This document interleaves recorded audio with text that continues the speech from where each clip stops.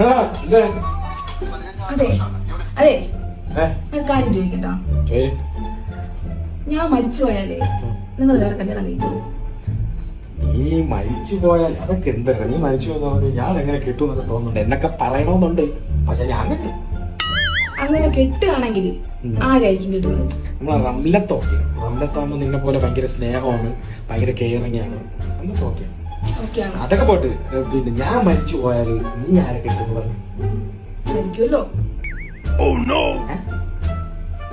മരിക്കുമല്ലോ. ഇല്ല, ഞാൻ ഒരു ഉദാഹരണം പറഞ്ഞതാ. ഞാൻ കൊല്ലുമല്ലോ. എന്തിന്? നിങ്ങൾ എന്ത് വിചാരിച്ച്?